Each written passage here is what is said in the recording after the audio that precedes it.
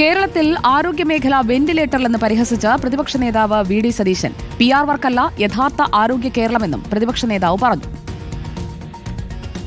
ഞെട്ടിക്കുന്ന വെളിപ്പെടുത്തലാണ് ഡോക്ടർ ഹാരിസ് നടത്തിയത്. പ്രതിപക്ഷം കേരളത്തിന്റെ നിയമസഭയിലും നിയമസഭയ്ക്ക് പുറത്തും എല്ലാം ഞങ്ങൾ ആവർത്തിച്ചു പറഞ്ഞ കാര്യങ്ങൾ. ഇത് ഒറ്റപ്പെട്ട സംഭവമല്ല. സർജറി ചെയ്താൽ തുന്നിക്കൂട്ടാനുള്ള നൂല് പോലും ഇല്ലാത്ത മെഡിക്കൽ കോളേജുകൾ കേരളത്തിലുണ്ട്.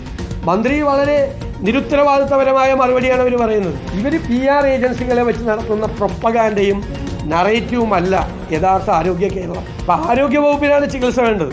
ആരോഗ്യ കേരളം അപകടത്തിലാണ്. ആരോഗ്യ കേരളം വെന്റിലേറ്ററിലാണ്. വിവരങ്ങളുമായി TV പ്രസാദ് നമുക്കൊപ്പം. TV പ്രസാദ്, ഡോക്ടർ ഹാരിസിന്റെ വെളിപ്പെടുത്തൽ അത് കേരളം ഏറ്റെടുക്കുകയാണ്, ചർച്ച ചെയ്യുകയാണ്. ആരോഗ്യമന്ത്രി ഡോക്ടറെ തള്ളാതെയുള്ള ഒരു പ്രതികരണമല്ലേ ഇന്ന് നടത്തിയത്? ഉറപ്പായും സുജയ, ഡോക്ടർ ഹാരിസ് പറയുന്നത് യാഥാർത്ഥ്യമാണ് എന്ന തിരിച്ചറിവാണ് മന്ത്രിക്കുണ്ടായത് എന്നുള്ളതാണ് വാക്കിൽ നിന്ന് വ്യക്തമാകുന്നത്. കാരണം ഇന്നലെ ഉണ്ടായ പ്രതികരണമല്ല ഇന്നുണ്ടായത് എന്നതാണ്. അതായത് ഡോക്ടർ ഹാരിസ് രാഷ്ട്രീയ താൽപര്യങ്ങളോടെയാണ് ഈ പോസ്റ്റ് ഇട്ടത് എന്ന രീതിയിൽ പ്രചരിപ്പിക്കാനായിരുന്നു വലിയ ശ്രമം പല തലങ്ങളിൽ നിന്നും ഉണ്ടായതെങ്കിൽ ഇന്നിപ്പോൾ അത് മാറിയിരിക്കുന്നു. ഡോക്ടർ ഹാരിസ് പറഞ്ഞതിൽ വസ്തുതയുണ്ട് എന്ന നിലത്തിലേക്ക് ആരോഗ്യവകുപ്പ് എത്തുകയാണ് സുജയ.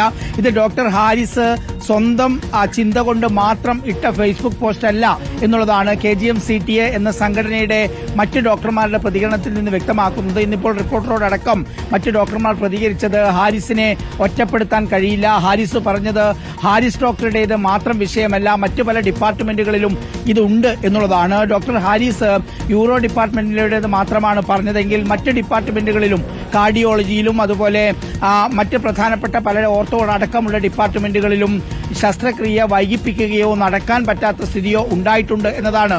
ഇത് ഇന്നോ ഇന്നലെയോ തുടങ്ങിയതുമല്ല. കഴിഞ്ഞ ഒരു വർഷത്തിലേറെയായി വലിയ സാമ്പത്തിക പ്രതിസന്ധിയുടെ പേരിലാണ് പലപ്പോഴും ഇത്തരം ശസ്ത്രക്രിയകൾ നടക്കാതെ പോകുന്നത്. എന്തായാലും ഇന്നലെ പറഞ്ഞതിൽ നിന്ന് കുറച്ചുകൂടി ക്ലിയറായി ക്ലാരിറ്റിയോടുകൂടി ഇന്ന് ഡോക്ടർ ഹാരിസ് പറയുന്നു.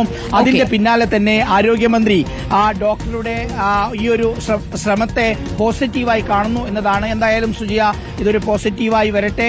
നമ്മുടെ ആരോഗ്യരംഗത്ത് സാധാരണക്കാരായ മനുഷ്യർക്ക് നല്ല ചികിത്സ കിട്ടട്ടെ. എന്തായാലും ചർച്ചകൾ നന്നായി മുന്നോട്ട് പോകുന്നുണ്ട് സുജിയ.